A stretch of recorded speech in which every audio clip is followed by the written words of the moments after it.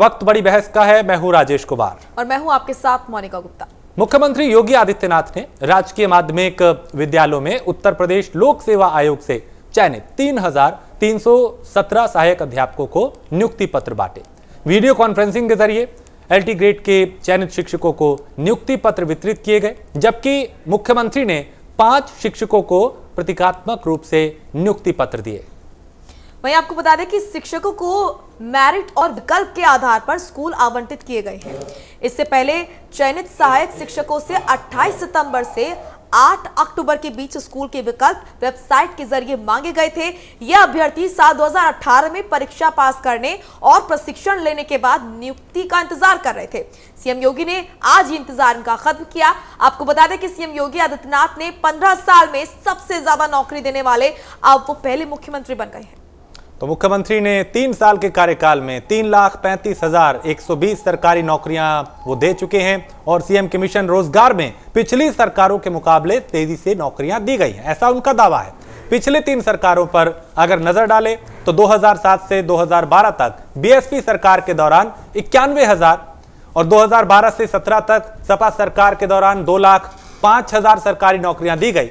उत्तर प्रदेश कार्मिक विभाग के आंकड़े इस बात की पुष्टि करते हैं। इस लिहाज से देखा जाए तो योगी आदित्यनाथ के मिशन रोजगार ने तेजी से रफ्तार पकड़ी है। तो बिल्कुल जो कहा गया था अब वो होता हुआ भी नजर आ रहा है। युवाओं को रोजगार देने की बात कही गई थी और अब वो होती हुई भी नजर आ रही है। तो यूपी में रोजगार बा ये देखने को भी मिल रहा है।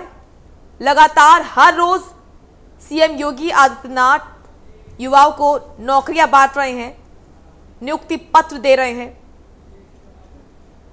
तस्वीरें हम आपको दिखा रहे हैं उस वक्त की जब आज सीएम योगी आदित्यनाथ ने सहायक शिक्षकों को नियुक्ति पत्र बांटे। तो शिक्षकों को सीएम योगी की सौगात मिली है। चयन प्रक्रिया पूरी तरह से पारदर्शी रही। इस दौरान जब ये तमाम नियुक्तियां की गई, 3.5 सालों में नौजवानों को रोजगार दिया गया। पिछली सरकारों के भी रिकॉर्ड्स तोड़े गए और यहां पर 3 लाख से ज्यादा नौजवानों को नौकरियां दी गई हैं। तो आपको बता दें कि यहां पर लगातार नौकरियां दी जा रही हैं। हर रोज देख रहे हैं कि नियुक्ति पत्र सीएम योगी आदित्यनाथ द्वारा बांटे जा रहे हैं। 3,317 सहायक शिक्षकों को नियुक्ति पत्र बांटे गए। तो रोजगार का एक ऐसा मुद्दा जिस पे विपक्ष लगातार सरकार को घेर रहा था, लेकिन जवाब देने की कोशिश ये की जा रही है कि हर विभाग में जो रिक्त पद है उन्हें भरा जा रहा है, नियुक्तियां की जा रही हैं, नियुक्ति पत्र दिए जा रहे हैं, आगे भी तैयारी की जा रही है और ये कहा कि जहां पे भी रिक्त पद है उनकी डिटेल दी जाए, तुरंत उन्हें भरा जाए। पिछले दिनों हमने देखा कई ऐसी बैठकें हुई हैं जिसमें यह निर्णय लिया गया कि रोजगार को गंभीरता से लिया जाए, कहीं भी किसी भी तरह की कोई लापरवाही नहीं होनी चाहिए।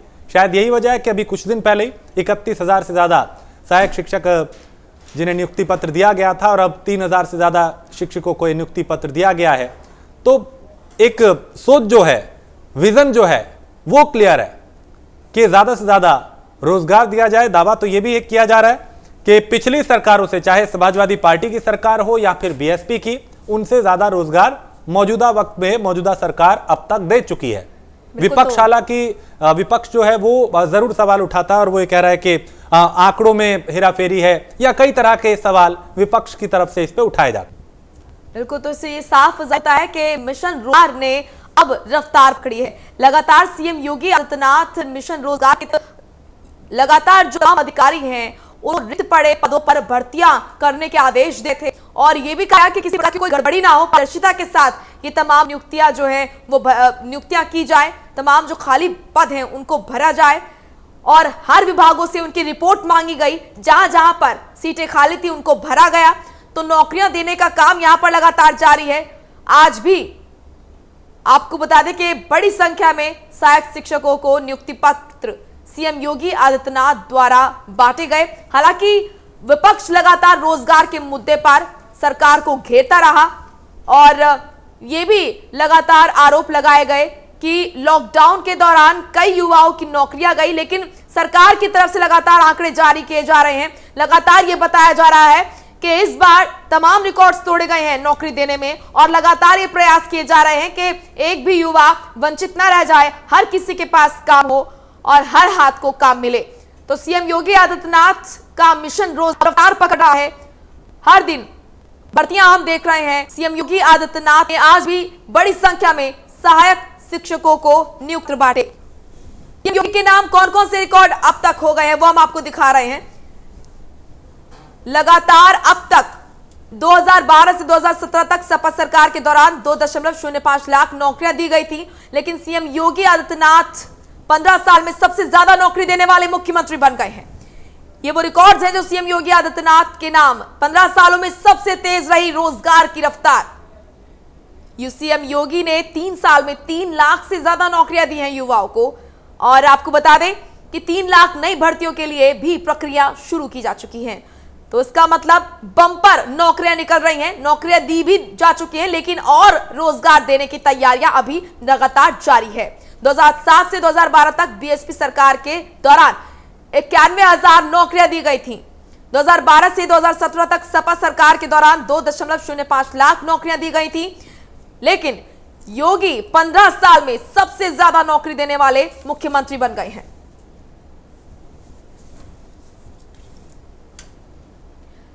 तो योगी सरकार ने कई सारे रिकॉर्ड तोड़े हैं। रोजगार को अगर हम देखते हैं, रोजगार की रफ्तार भी बढ़ी है। मिशन रोजगार के तहत लगातार तेजी से नौकरियां जो है वो युवाओं को दी जा रही है। तो यूपी में रोजगार बढ़, इसी पर आज हम करेंगे चर्चा करने के लिए हमारे साथ कई मेहमान भी जुड़ चुके हैं। सबसे पहले आपको उनसे परिचय करा देते हैं। कपिल श्रीवास्तव हमारे साथ जुड़े हैं, प्रवक्ता हैं सपा के। अभिषेक वाजपेयी जुड़े हैं, प्रवक्ता हैं कांग्रेस के। विजय खेरा है, प्रवक्ता हैं बीजेपी के। सबसे पहले आप सभी का स्वागत है। कपिल जी, आपके पास आऊंगे। आपको बड़ी समस्या थी, आपको बड़ी शिकायतें थी कि प्रदेश में रोजगार नहीं दिया जा रहा, युवाओं के पास नौकरियां नहीं है, लेकिन अब सीएम योगी आदित्यनाथ ने तमाम जो पिछली सरकारें हैं उनके रिकॉर्ड्स तोड़ते हुए बम्पर नौकरियां दी हैं युवाओं को और नियुक्ति पत्र भी बांटे हैं। लगातार हर रोज लगभग हम देख रहे हैं कि नौकरियां दी जा रही है। जो तमाम खाली पद थे उनको भरा जा रहा है, निर्देश दिए जा रहे हैं, पारदर्शिता के साथ नौकरियां दी जा रही हैं। तो अब आपकी इस पर क्या टिप्पणी रहेगी? अब आपका क्या कुछ कहना इस पर?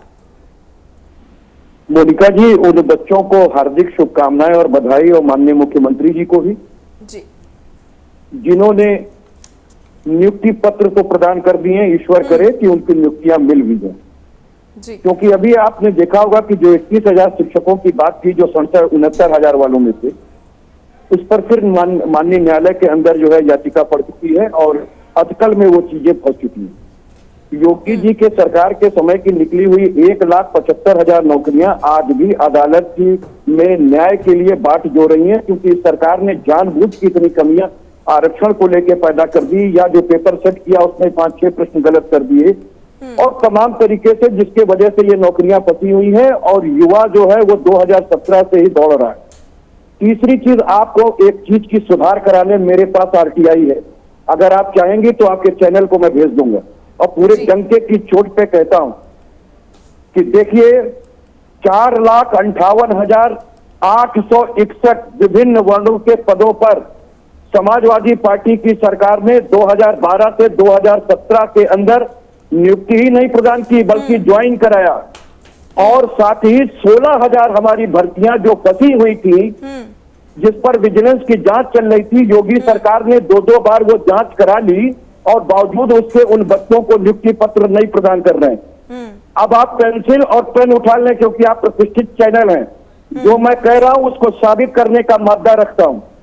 लिखते जाएं कि बेसिक शिक्षा विभाग में 2,69,530 नियुक्तियां, पुलिस विभाग में 48,967 नियुक्तियां, अधीनस्थ चयन सेवा आयोग में 33,706 नियुक्तियां, जिनको ये अपने 3 लाख में जोड़े हुए हैं। लोक सेवा आयोग में 26,721 भर्तियां, माध्यमिक शिक्षा चयन जिसमें 3,000 की पोस्ट पे इतनी तारीफ की जा रही है जैसे लग रहा है कि पता नहीं योगी सरकार ने कौन सा खजाना खोल दिया। उसमें भी 15,778 शिक्षकों की नियुक्ति, एंटी ग्रेड टीचर और लेक्चरर की टीचर की नियुक्ति उत्तर प्रदेश की पूर्ववर्ती अखिलेश सरकार की देन रही। राजस्व विभाग में 14,126, चिकित्सा एवं स्वास्थ्य में 11,416, माध्यमिक शिक्षा चयन बोर्ड में पुनः 6,005 प्रवक्ता पद और एलटी गेट टीचर की नौकरी, उत्तर प्रदेश पावर कारपोरेशन में 5207, चिकित्सा शिक्षा में 5,052, ऊर्जा विभाग में 2353, सहकारिता विभाग में 1971 और राज्य विद्युत उत्पादन निगम में 1971, पशुधन में 1109, नगर विकास में 642, उच्च शिक्षा आयोग के द्वारा 528 पदों। मैं आपको बता रहा हूं, मेरे पास पूरी लिस्ट है और मैं पूरी जिम्मेदारी से कह रहा हूं। हाँ। आंकड़ों के खेल में फंसने की आवश्यकता नहीं है। इसमें से 1,75,000 नौकरियां इन्होंने फंसाई हुई है जो इनके समय में जारी हुई, और हमारे समय की 16,000 नियुक्तियां फंसाई हुई है बेरोजगारों को परेशान कर कपिश रहे जी, हैं। आप कहीं ना कहीं ये कहना चाह रहे हैं कि जो भर्तियां हुई है, ये जो नियुक्तियां हुई है, ये सिर्फ कागजों पर है, धरातल पर ये सब नहीं है, आप ये कहना चाह रहे हैं? मैं ये बता रहा हूं कि ये नौकरियां हमारी सरकार ने दे दी जो धरातल पर है, जिनका विवरण आपको दिया, और जो योगी सरकार दे रही है। अभी 31,000 जो शिक्षकों की दी थी वो भी मामला फंस गया जाके, 69,000 में से 31,000 दे रहे थे, वो भी फंस गया।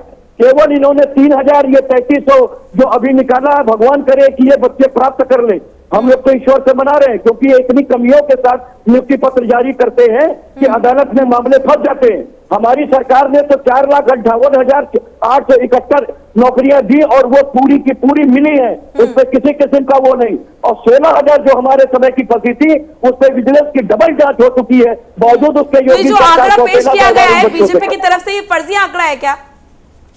100% फर्जी आंकड़े हैं। ठीक है, मैं चैलेंज करता हूँ, इसमें 1,75,000 नौकरियां हमारे समय में दी गई थी, जिसको इन्होंने इसमें ठीक है, मैं जवाब ले लेती हूँ विजय खेरा जी से। नौकरियां फंसी हुई। ठीक है, इस बीच हमारे साथ अजय शर्मा भी जुड़ चुके हैं, वरिष्ठ पत्रकार हैं, आपके पास आऊंगी। अजय जी, आपका स्वागत है।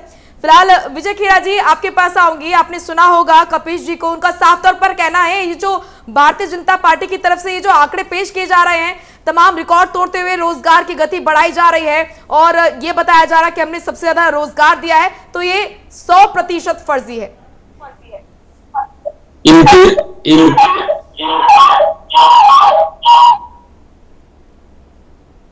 हेलो जी जी विजय जी बोलिए। इनके रोजगार की पोल तो तभी खुल गई थी जब नगर विकास में दी हुई नौकरियों को रद्द कर दिया गया और मंत्री जी जेल में हैं। इनके मंत्री जी मुख्यमंत्री के बाद नंबर 2 हुआ करते थे, किस तरह से नौकरियां बांटी गई थी, वो जेल में है। अधिकांश जो भी इनके रिक्रूटमेंट हुए सारे के सारे रद्द किए गए, क्योंकि एक वर्ग विशेष को, जाति विशेष को नौकरियां देने में इनका इंटरेस्ट था। कोई एविडेंस हो तो एविडेंस के साथ बात रखिए, आप झूठ बात नहीं बोलिए। आएगा सुनने का थोड़ा धैर्य रखिए। नहीं तो आप झूठ आकर प्रस्तुत कर रहे हैं। नगर निगम के निकाय के अंदर यहाँ तो ग्रेड पे लड़के नौकरी कर रहे हैं, क्या आपको गोरखपुर के अंदर नगर निकाय के जो नियुक्तियां पाई है, मैं उसकी आपको लिस्ट देता हूँ। मैं जानता हूँ सच झूठ से शुरुआत नहीं करनी चाहिए। सरकार ने आपको आंकड़े लेकर के पास बैठने चाहिए। मैं जानता हूँ आपसे सच बर्दाश्त नहीं हो पाएगा। आपको सच बर्दाश्त नहीं होता है। कपिश जी सुन लेते हैं पहले, कपिश जी बोलने तो दीजिए ना उन्हें, सुन तो लीजिए, उसके बाद काउंटर कर लीजिएगा। समझा देगा इस कपिश जी 1 सेकंड बोलिए विजय जी। अरे चोर और अपराधी सरकार ने बैठे हुए आंकड़े के साथ बैठे, ये सरकार के आंकड़े के साथ बैठे। कपिश जी, आपने अपनी बात पूरी की, तब विजय जी ने आपको नहीं टोका। आप विजय जी की बात सुन लीजिए, फिर आपके पास आऊंगे, आप अपनी बात पूरी कर लीजिएगा। सबको समय मिलना चाहिए ना अपनी बात रखने के लिए। नगर विकास में केवल हम लोग ने 6 नौकरियां दी है। ठीक है कपिश जी, आपने बोल लिया, विजय जी को बोलने दीजिए, उनको भी सुन लीजिए, फिर आप अपनी बात रखिएगा, अपना पक्ष रखिएगा। ठीक है विजय जी बोलिए। हमने देखिए इन्होंने जो अड़चने लगाने का प्रयास किया, कभी आरक्षण के नाम पर, कभी हाई कोर्ट में मदद करके हर तरह प्रयास किया, किसी तरह नौकरियां ना होने पाए, क्योंकि इनको इससे कोई मतलब नहीं समाजवादी पार्टी को कि लोगों को नौकरियां मिले। इनको सिर्फ राजनीति मतलब भी हम ही लोगों ने गलत कर दिए थे। इसी तरह निर्माण रुके, आपको हाई कोर्ट में फटकार लगाई है। इसी तरह लोग आत्मनिर्भर ना होने पाए, ताकि ये सरकार को किसी तरह से बदनाम कर सकें। इस कारण से ये हर जगह अड़ंगा लगाते हैं, लेकिन ये भूल गए कि योगी जी की सरकार है जो हाई कोर्ट में भी पैरवी करती है, सुप्रीम कोर्ट में भी पैरवी करती है, और वहां से जो भी मुद्दे आज तक इन्होंने फंसाए थे उन सब में ईश्वर की दया से विजय श्री प्राप्त करके लोगों को नौकरी दे दी गई।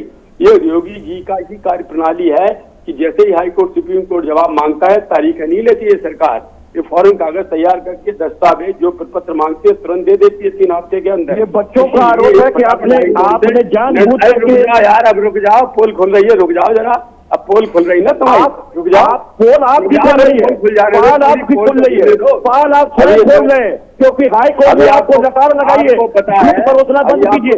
आप जो 6 क्वेश्चन गलत हुए थे, जो 6 क्वेश्चन गलत हुए थे, वो क्या समाजवादी पार्टी ने कम कर दिए थे? वो गलत कर दिए थे। आप अपनी कमी दूसरों के साथ क्यों थोप सकते? आप अपनी कमी दूसरे के साथ कैसे थोप सकते? आपने किया था, नौकरियां आप देते थे, समाजवादी पार्टी न्यायालय में नहीं गई है, नौकरियां न्यायालय में झूठ बोलते हुए शर्म नहीं आती है, झूठ बोलते हुए शर्म नहीं आती है। आदमी देखते हुआ करती थी। अभ्यर्थी गए, अभ्यर्थी जिनके आप अधिकारों के साथ अतिचार किए, रिक्रूटमेंट फेयर नहीं होने दिए, अधिकारों के साथ योगी सरकार ने अतिचार किया है, आपके पकड़े गए। और अभी तो बहुत सारे और लोग जाएंगे। देखिए, ऐसे आप किसी की भी बात समझ में नहीं आ रही है। ठीक है कपिल जी, विजय जी, आऊंगे आपके पास। अभिषेक जी, ये जो तमाम चीजें हो रही है, आपने सुना यहाँ पर कपिल जी का कहना है कि ये फर्जीवाड़ा है। आपकी क्या कुछ राय है? लगातार देखा जा रहा है कि बम्पर भर्तियां जो है वो की जा रही हैं, नौकरियां लगातार दी जा रही हैं, नियुक्ति पत्र बांटे जा रहे हैं। आपकी भी ये शिकायत थी, विपक्ष की ये शिकायत रही है हमेशा से कि रोजगार जो है वो नहीं दिया जा रहा है, युवाओं को नौकरियां नहीं दी जा रही, युवा भटक रहे हैं। लेकिन अब तो नौकरियां दी जा रही हैं, अब आप क्या कहेंगे इस पर?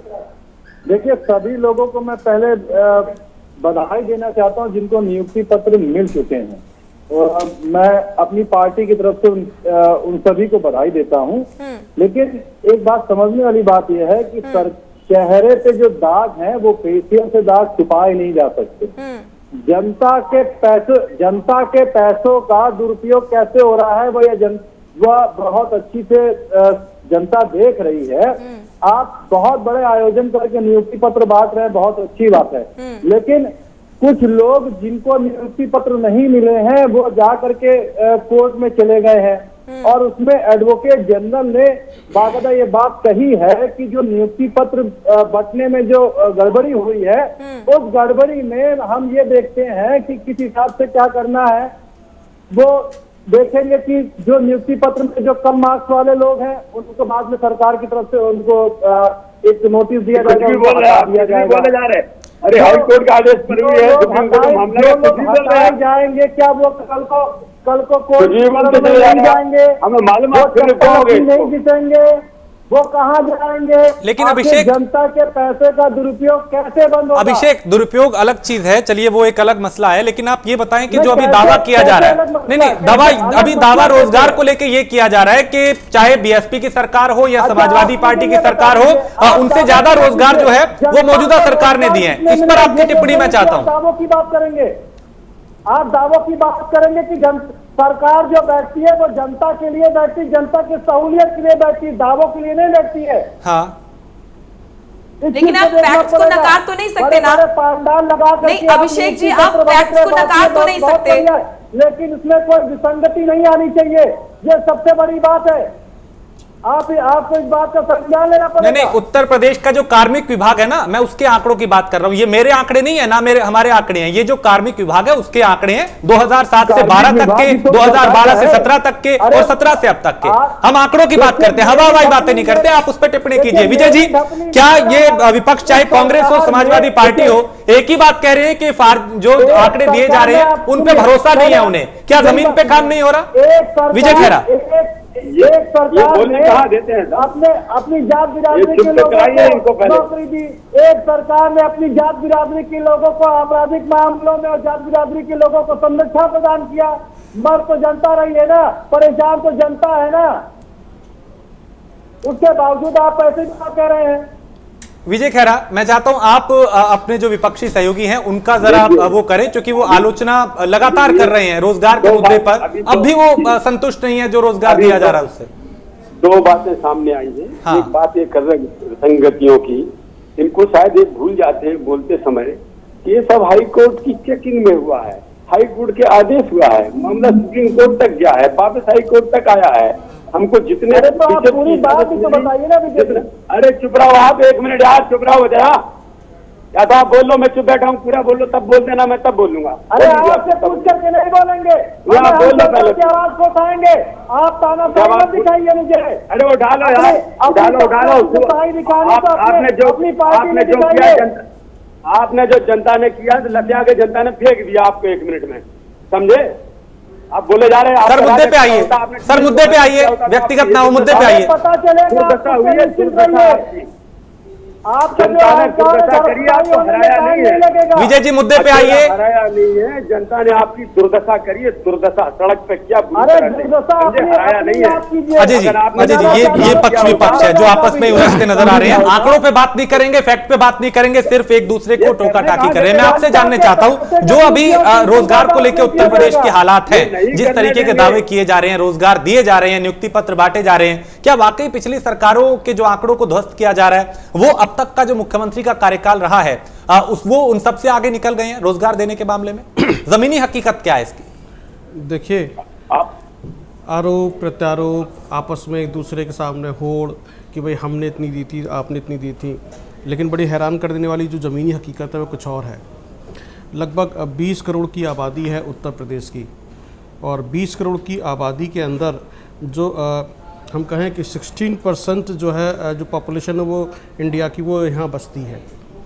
और पिछले जो आंकड़ों की, जैसे अभी आंकड़े सभी लोग गिना रहे हैं, लेकिन वो थोड़ा सा समझाने की और मुझे समझाने की कोशिश कर रहे हैं जो अनएम्प्लॉयमेंट है वो किस तेज़ी से बढ़ा है पिछले कुछ सालों के अंदर, जो 21% से ऊपर है इस वक्त। और जो बेरोज़गारी है वो पिछले 2 साल में 34 लाख के आसपास पहुंच चुकी है।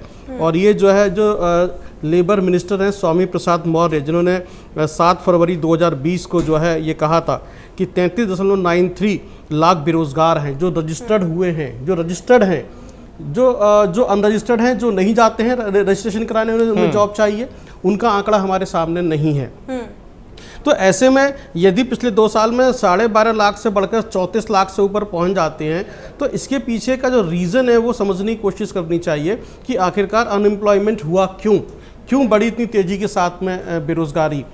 तो उस पर तो कोई चर्चा नहीं है। चर्चा यह है कि हमने नौकरियां दी थी, आपने हमसे थोड़ी सी ज़्यादा नौकरियां दे दी, उसको लेके हुतूतू यहाँ पे हमें देखने के लिए मिल रही है। तो मैं इसको जो है यानी कि ये ऊँट के मुंह में जीरे के समान है।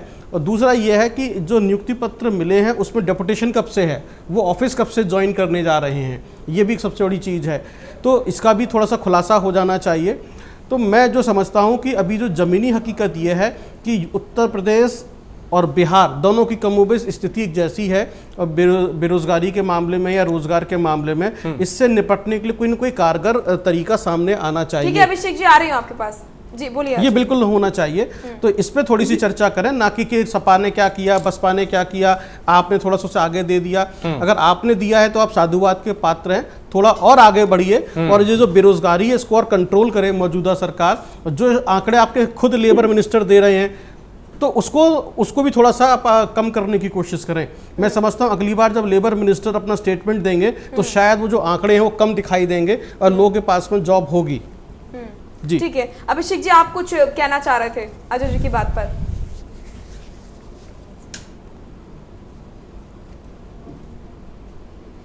अभिषेक जी, आपकी आवाज हम तक नहीं पहुंच पा रही है। मैम ठीक है, देखिए मैं बिल्कुल सहमत हूँ और परेशानी यहाँ पे नहीं है। परेशानी ये है कि सरकार अपनी छवि को साफ सुथरा करना चाहती है, बहुत बढ़िया बात है, लेकिन आपको एक पैमाना जो तय करने चाहिए था, आपने तुरंत आनंद फानंद में जल्दबाजी में आपने निर्णय लिया नियुक्ति पत्र बांट रहे हैं।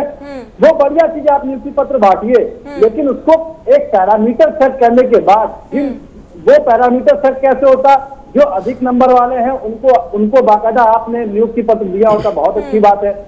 कम नंबर वालों को आपने नियुक्ति पत्र दी है और ज्यादा नंबर वाले आज बाहर की गेट पे खड़े हैं जो बाकायदा कोर्ट में भी गए। और उससे आप देखिए जिनको आपने नियुक्ति पत्र दिया हुआ है, क्या ये कोई बता सकता है कल आप उनको बाहर करेंगे तो क्या वो कोर्ट की शरण में नहीं जाएंगे? क्या उनका पैसा दुरुपयोग नहीं होगा? नंबर एक बात। नंबर दूसरी चीज, आपको ध्यान होगा पिछली बार भी सरकार ने जब इसी तरीके से मुद्रा लोन के बारे में बताया था, कामगारों के लिए बताया था, तो सरकार ने कहा कि बहुत लोगों को रोजगार दिए गए उसके माध्यम से, लेकिन उसके माध्यम से क्या लोगों को रोजगार मुहैया हो सके? आप एक बैंक में जाइए और उससे कह दीजिए मुझे 10,000 रुपए का लोन चाहिए, वो आपको इतने पैरामीटर से, देखिए सरकार काम करती है बताने का, बताने के बाद होता क्या कि वो असलियत में इंप्लीमेंट हुआ है कि नहीं हुआ है। वो जमीनी स्तर पे कारगर हुआ है कि नहीं होंगे, ये सबसे बड़ी बात है। आपने नियुक्ति पत्र दे दी, कब लोगों को मिलेगा कब नहीं मिलेगा। काफी सारे ऐसे लोग हैं हमारे साथी लोग जिनको काफी सारे नियुक्ति पत्र मिलने के बाद वो आज की डेट में घर पे बैठे हुए हैं। तो बिल्कुल सही बात है। देखिए यही मैंने कहा कि डेपुटेशन कब से मिलेगा, आपको पास में एक एश्योरेंस तो आ गया कि आपको जॉब मिलेगा, लेकिन आप काम पे कब जाएंगे, कब मिलेगा, यानी कोई वक्त निर्धारित नहीं है। अभिषेक जी ठीक है, आपके सवालों के जवाब मैं ले लेती हूँ विजय जी से। विजय जी, इतनी जल्दबाजी क्यों दिखाई जा रही है, इतनी आपाधापी क्यों है? क्या क्योंकि विपक्ष का प्रेशर है, विपक्ष लगातार सवाल कर रहा है रोजगार के ऊपर और आपको जवाब देना है, इसीलिए आप इतनी जल्दबाजी दिखा रहे हैं? एक रणनीति होती है, स्टेप बाय स्टेप कोई चीज होती है, लेकिन यहाँ पर हम देख रहे हैं कि बम्पर भर्तियां निकल रही हैं, जल्दबाजी हम देख रहे हैं। क्या ये सिर्फ इसीलिए कि विपक्ष को जवाब दिया जा सके, ये लो हमने दे दी नौकरी? देखिए, अब एक मिनट हमको बोलने दीजिएगा जी। हम जल्दी में हैं, हम जल्दी में रहेंगे। ये आप, मैं घोषणा करके कहता हूँ, जल्दी में हैं, योगी जी भी जल्दी में है और मोदी जी भी जल्दी में है। हम इंतजार नहीं करते हैं, हमें विकास चाहिए, तुरंत चाहिए, लोगों को रोटी रोजी मुहैया करना है, हम वेट नहीं करेंगे।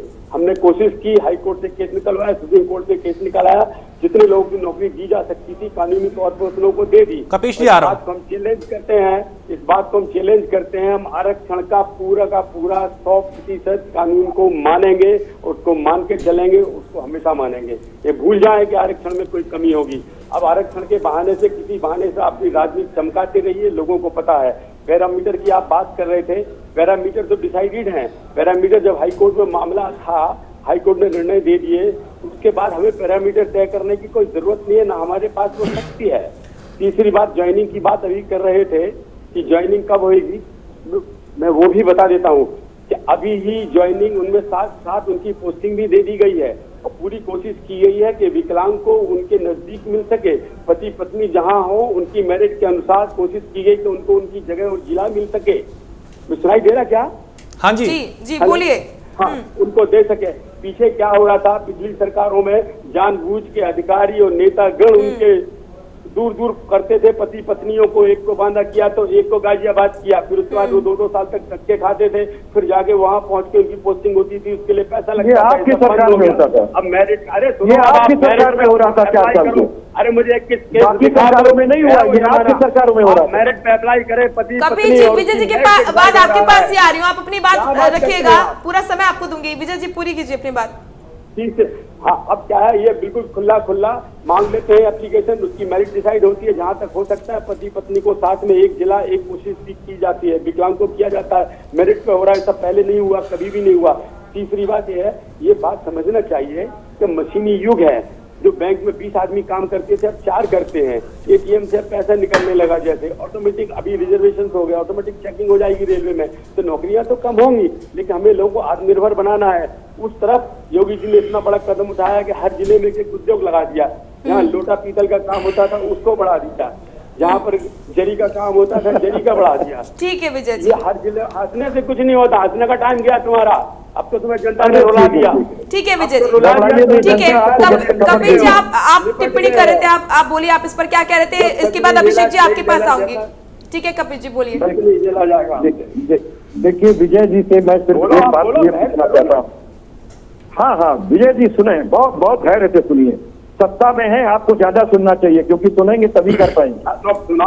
सुनाइए ना, हम तो पूरा बीच में। अरे तो सुनिए ना, थोड़ा धैर्य रखिए, उम्र आपकी हो गई है, थोड़ा धैर्य। पूरा सुनाओ, हम जवाब सिर्फ कहना मैं सिर्फ ये पूछ रहा हूँ कि आपको जल्दीबाजी है, आप जल्दीबाजी करेंगे, बहुत अच्छी बात है। हम भी चाहते हैं कि लोगों को जल्दी नौकरियां मिले। इस बात से मैं आपके बहुत प्रसन्न हूँ कि आप जल्दी करेंगे।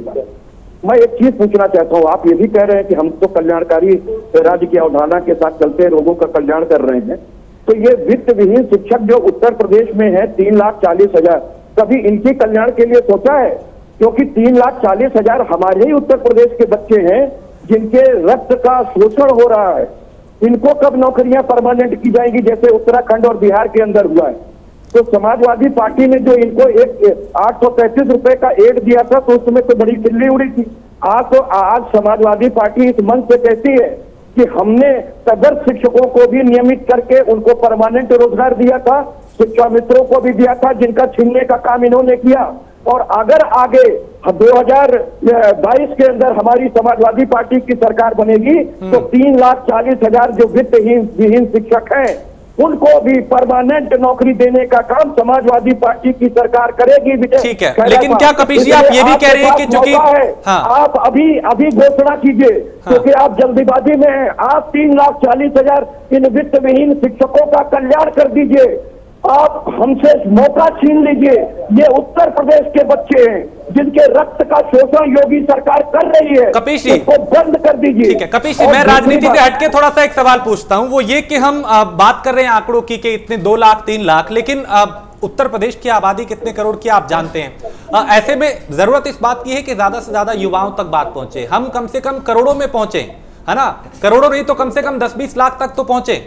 इतने युवा हैं, बेरोजगारी की दर देखें और रोजगार देने की बात अगर हम देखें कि 3 लाख लोगों को हमने रोजगार दिया, लेकिन कितने बेरोजगार है ये भी हमें देखना होगा। ये बिल्कुल देखिए हमारी सरकार क्या कहती थी अभिषेक हम रोजगार हम हमारी सरकार क्या कहती थी हाँ। कि हम रोजगार देंगे और रोजगार नहीं दे पाएंगे तो बेरोजगारी भत्ता देंगे। बेरोजगारी भत्ता दे करके हमने दिखाया था कि कम से कम वो लड़का 5 राज्यों के जो फॉर्म निकलते थे वो अपने पैसे से भरता था, उसको पिता से पैसे नहीं लेने पड़ते। लेकिन ये सरकार तो आते ही वो बंद कर दी। हम लोगों ने अगर उनको डिजिटल रूप से मजबूत करने के लिए लैपटॉप बच्चों में बांटे थे तो ये केवल इसीलिए कि भारत जो है एक कल्याणकारी राज्य की अवधारणा के साथ स्थापित किया गया है। लेकिन भारतीय जनता पार्टी ने तो कभी इस तरीके का कोई काम नहीं किया। ये तो खाली पकौड़ी तलो रोजगार लेकर के आते हैं। ये बता रहे मुरादाबाद में पीतल उद्योग आज से नहीं चल रहा। और माननीय विजय खैरा साहब से पूछ लीजिए, पूरे देश के अंदर 50% SME बंद हो गई, 86% SME ही है, भारी उद्योग तो कम था। और आपने ये सारी बातें पूछूंगा। अभिषेक आप टिप्पणी करना चाह रहे हैं? कानूनों में चेंज कर दिया, उससे भारी बेरोजगारी बढ़ेगी क्योंकि अब आपने पावर कर दिया उद्योगपतियों को और वो भी केवल भारी उद्योग के लिए। ठीक है, ये तमाम सवाल पूछूंगा मैं, जवाब लूंगा। अभिषेक आप कुछ कहना चाह रहे थे? नहीं हो रहा है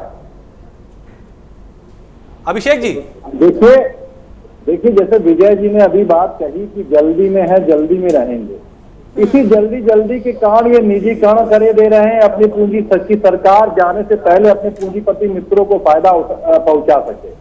नंबर 1 बात। नंबर दूसरी चीज कि जैसे अभी कपिल जी बोल रहे थे, बिल्कुल ठीक बात है, लेकिन समझने वाली बात यह है कि हमारा मोटिव ये होना चाहिए, जैसे अभी आपने बात कही कि ज्यादा से ज्यादा लोगों को रोजगार पहुंचा सके जी।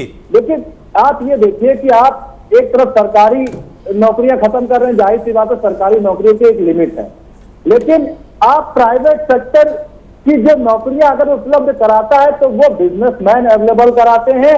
जो बिजनेस चालू है वो बंद होने की कगार पे आ गए और जो बंद है उनको आप चालू कैसे करेंगे? इसका मतलब यह है कि किसी भी प्रकार की रणनीति आपने नहीं बनाई है। हाँ। आपको पहले ये देखना चाहिए था हाँ। कि अगर हमारे पास नौकरियां, हमको सरकारी नौकरी कितनी दे सकते हैं, प्राइवेट कितनी दे सकते हैं, और उन नौकरियों में हमको ये भी देखना पड़ेगा कि किस तरीके से आंकड़ों को हम फुलफिल करेंगे। दैट मीन्स कि जो हमारे उद्योग जो बंद पड़े हैं हाँ। जैसे कानून उद्योग बंद होने के कगार पे आ गया है, आप देखिए चिकन का उद्योग। लेकिन अभिषेक एक चीज मैं रोक के पूछूंगा आपसे, हाँ मैं इसलिए रोक रहा हूं कि वो ये भी कह रहे हैं कि हम उत्तर प्रदेश को आत्मनिर्भर प्रदेश बनाना चाहते हैं, ऋण दिए जा रहे हैं लोगों को ताकि वो अपना व्यापार कर सकें।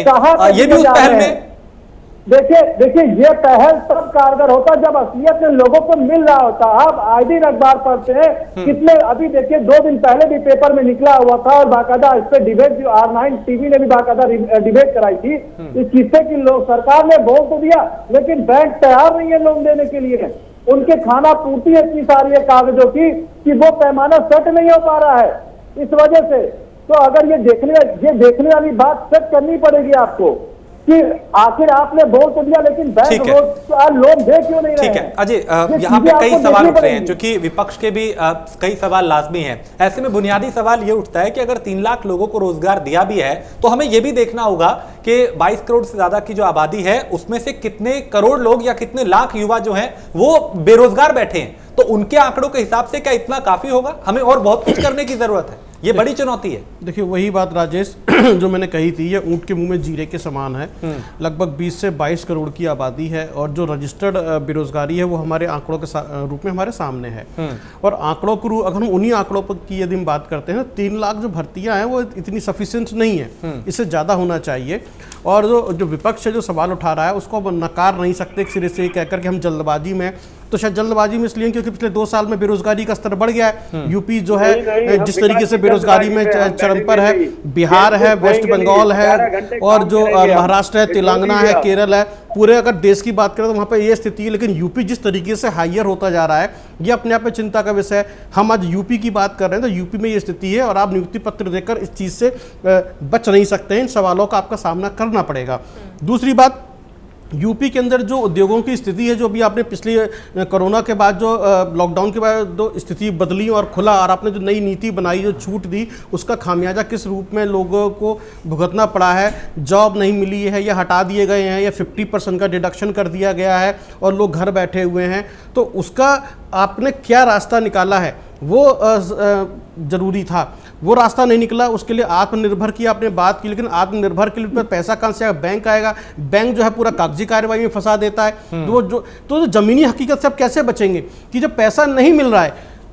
ऑन पेपर आपकी स्कीम बहुत खूबसूरत है, अच्छी लगती है, आप सब कुछ बहुत अच्छा बना सकते हैं, दिखा सकते हैं, लेकिन एक आम आदमी जब 10,000 रुपये का या 20,000 रुपये का 50,000 रुपये का लोन लेने जाता है तो उसको कितनी दिक्कतों का सामना करना पड़ता है ये वही जानता है। आप उसको इजी बनाइए, उसको लोन दीजिए, जो भी आप लघु उद्योग कराना चाहते हैं या उससे नीचे ले जाना चाहते हैं उसमें करवा दीजिए।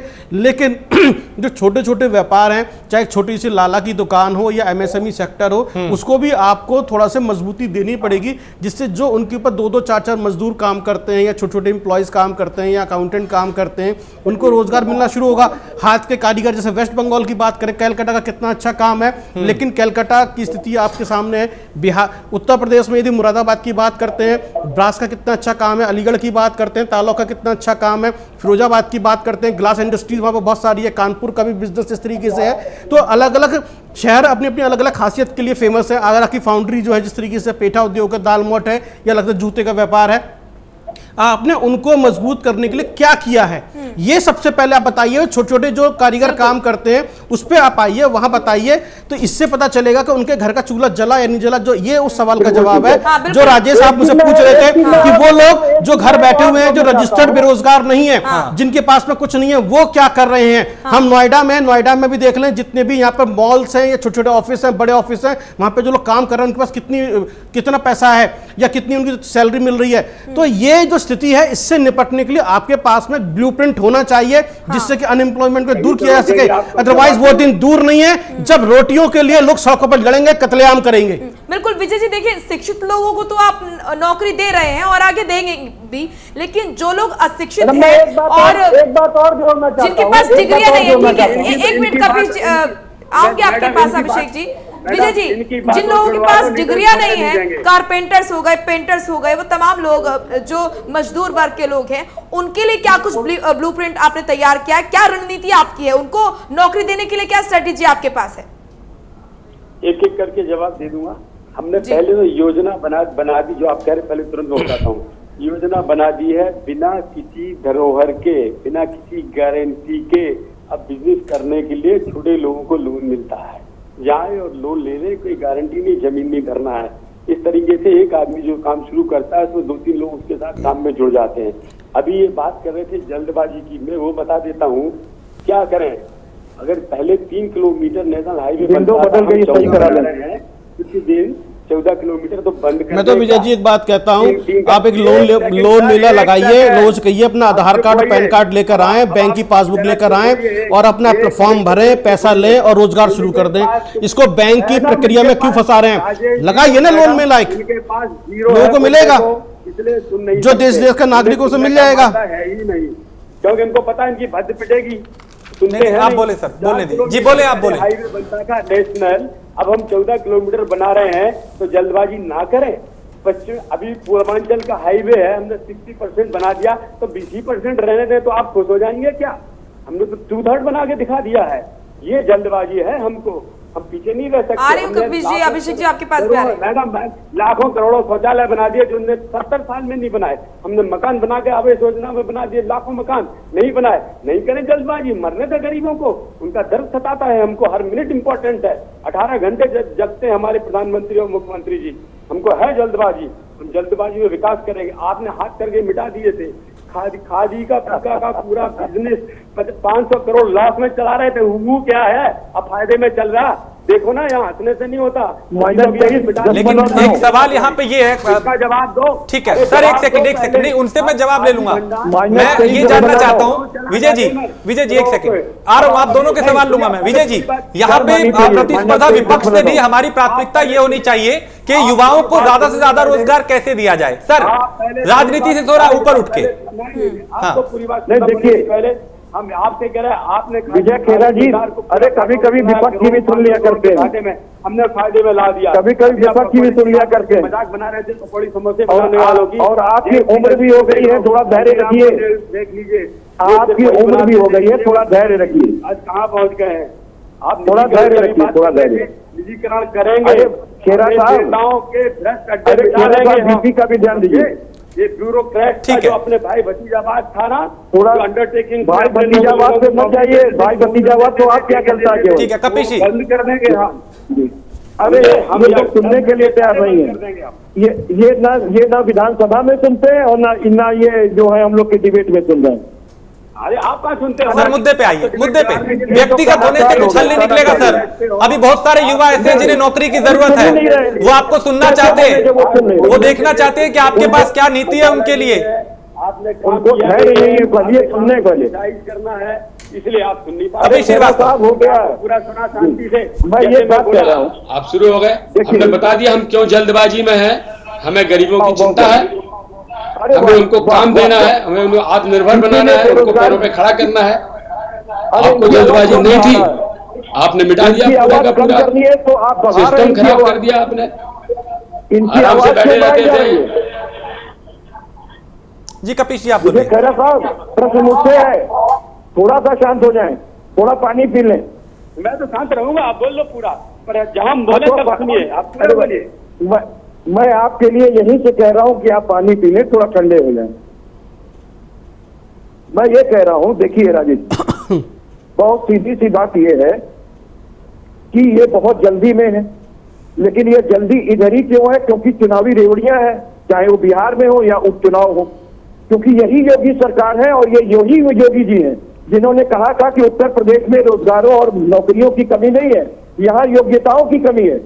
अब इनको सारी योग्यता दिखाई दे रही है और बहुत जल्दी में है, और इतने जल्दी में है कि जो भी पोस्ट निकालते हैं, नियुक्ति पकड़ाते हैं, वो सब अदालत में बच्चे लेके चले जाते हैं। तो ये भी एक जल्दी में है, इस बात से भी जल्दी में है।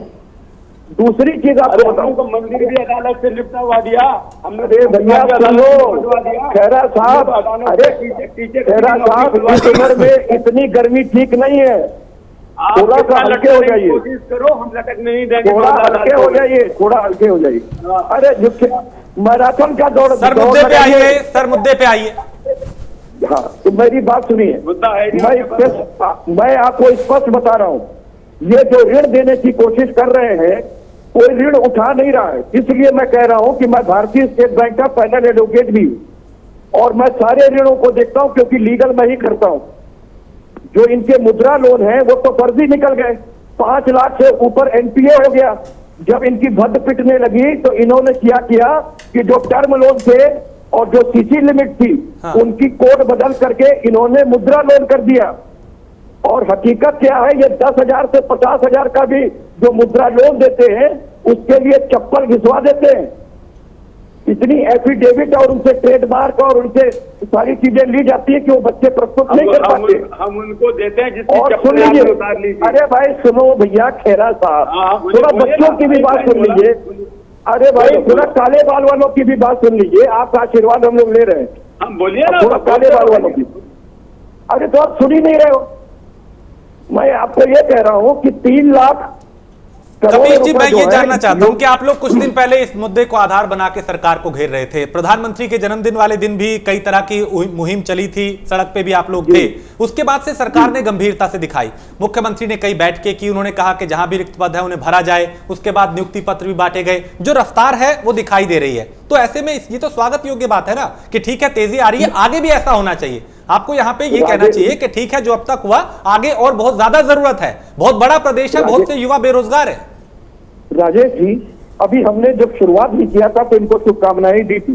राजनीति तो ये लेके आ गए कि हम 5 लाख रोजगार दिए, तो उस पर भी आप जबरदस्ती अगर विश्व रिकॉर्ड बनाओगे तो वो बर्दाश्त नहीं होगी। आप जल्दबाजी कीजिए, हमारे बच्चों को नौकरी मिल रही है, कोई भी नौकरी दे, हमारे बच्चों को नौकरी मिल रही है, इसका स्वागत होना चाहिए। हाँ। लेकिन सबसे बड़ी बात है कि आप 3000 लोगों को नौकरी बांट के 31,000 लोगों की नौकरी फंसा दे तो उसको जल्दबाजी नहीं कहते, ये तो गलत बात हो गई।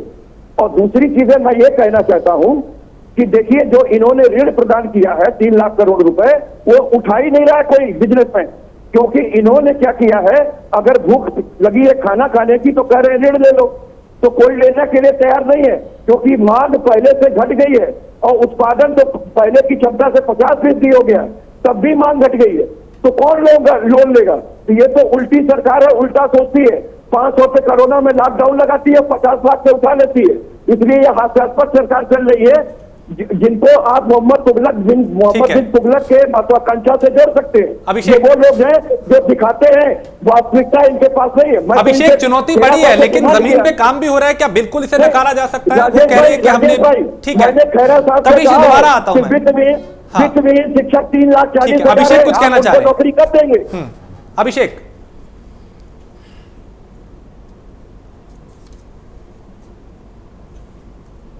जल्दबाजी में लिए गए निर्णय हमेशा गलत साबित होते हैं, नंबर 1 बात। नंबर 2, अभी आप बात विजय खेड़ा जी बाकी लोग भी बात कह रहे थे, सरकार ने जो पैमाना तय किया, बैंक जो लोन देने की बात कर रहे हैं, शायद छोटे दुकानदार या छोटे छोटे जो दुकानदार होते हैं, बिजनेस जो चलाते हैं, वो कहीं ना कहीं वो बैंकों की अपनी EMI तो भर नहीं पा रहे हैं, वो पहले से ही ऋणी है, और सरकार ने कहा कि और ऋण चाहिए तो हम आपको कम ब्याज पे देने के लिए तैयार हैं। एक तरफ आप अपने पूंजीपति मित्रों के जो लोन की EMI है या उनसे छूट दे रहे हैं, आप उनसे जो परसेंटेज उससे आप छूट दे रहे हैं, छोटे व्यापारियों को आप क्या सहूलियत दे रहे हैं, जो पहले से ही ऋणी है उनको आप और ऋण दे रहे हैं।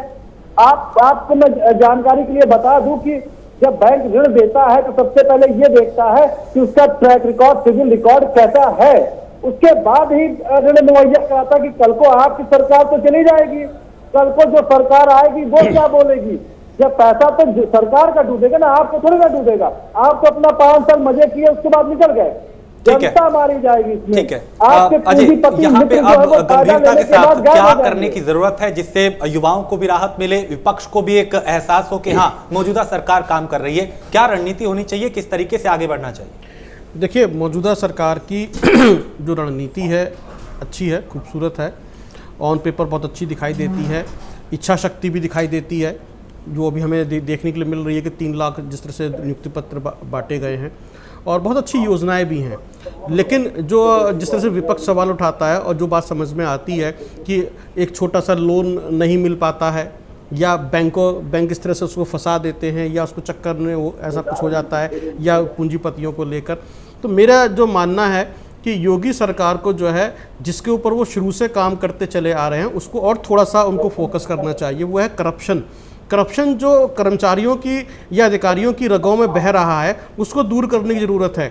आपने रणनीति बहुत अच्छी बनाई, आपने योजनाएं बहुत अच्छी बनाई, आपने आम जनता के फ़ायदे के लिए बहुत अच्छा मन बनाया, सोचा, प्लानिंग की, सब कुछ किया, और आपने कहा अफसरों से इसको एग्जीक्यूट कर दो।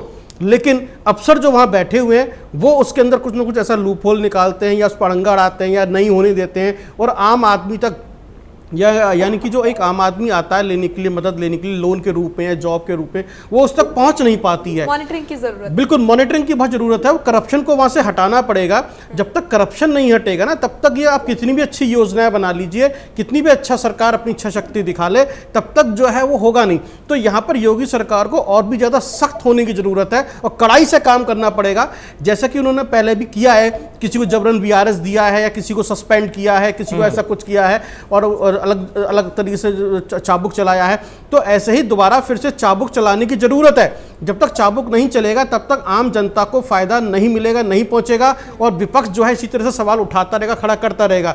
तो पहले हमें जो नौकरशाही है या अफसरशाही है वहां पर सुधार करने की बेहद आवश्यकता है, तभी आम आदमी तक वो चीजें पहुंचेंगी। ठीक है विजय जी, इस बात से आप सहमत है? इसी तरीके के कदम उठाने होंगे ताकि विपक्ष को भी एक जवाब मिले जिस तरीके के सवाल उठ रहे हैं उनका, और युवाओं के हाथ में भी रोजगार हो। नई रणनीति के साथ आगे बढ़ना होगा। अभी ये बात जो कह रहे हैं वो बिल्कुल ठीक है, मैं उससे सहमत हूँ। भ्रष्ट तंत्र है, सरकारी कर्मचारी अधिकारियों में भ्रष्ट हैं, और कब से भ्रष्ट थे। उनको सजा, इतनी जल्दी सजा देने वाले पहले मुख्यमंत्री हैं जो तुरंत या निकाल देते हैं नौकरी से, जैसे आप बता रहे वीआरएस कर देते हैं उनका, या फिर उनको सस्पेंड कर देते हैं, उनके खिलाफ इंक्वायरी कर देते हैं। किसी भी स्तर का चाहे अधिकारी वो हो, चाहे नीचे इंस्पेक्टर से लेके और सुपरवाइजर एसपी कोई भी हो, आईएएस हो, तुरंत हटाते हैं। तो ज्ञान घोटाला हुआ था जो सबसे पहला, जिसपे जांच बैठी थी, आज तक उसका कोई रिजल्ट नहीं निकला। तो ज्ञान घोटाला जो आज के समय में हुआ था वो अभी तक क्यों उसकी जांच रिपोर्ट आपने रोकी हुई है? क्यों पीएफ घोटाले की रोकी हुई है? क्यों यूरिया घोटाले पे आपने सीबीआई जांच इंक्वायरी क्यों नहीं दी? आपके दो मंत्रियों के निजी सचिव रिपोर्ट लेते हुए पकड़े गए, आपने बैंकों से कितना, एशियन बैंक से कोरोना के नाम पे आपने कितना फंड लिया, लोगों तक पहुंचा कितना? टोटी तोड़ के ले गए तुम लोग, हमको बता रहे हो?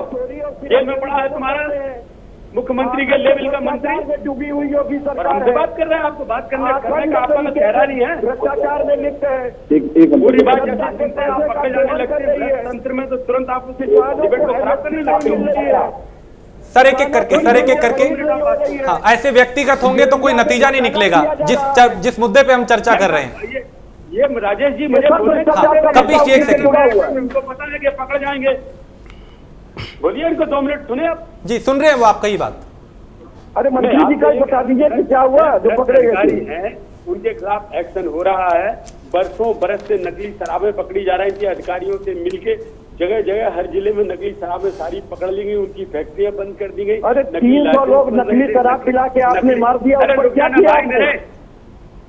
आपके समय में 300 लोगों जहरीली शराब से मौत हुई है। आपके अधिकारी और आपके बड़े नेता पकड़ खिला रहे थे। आपके अधिकारी अपहरण में तो अपहरण, अभी देखिए कानपुर के अंदर जो अपहरण हुआ था, कपिश जी आपके सवालों के वो जवाब दे रहे हैं, आप पहले उन्हें सुन लीजिए फिर आप कह लीजिएगा। आप भी कहेंगे वो भी कहेंगे, फिर बात कैसे दर्शकों तक पहुंचेगी?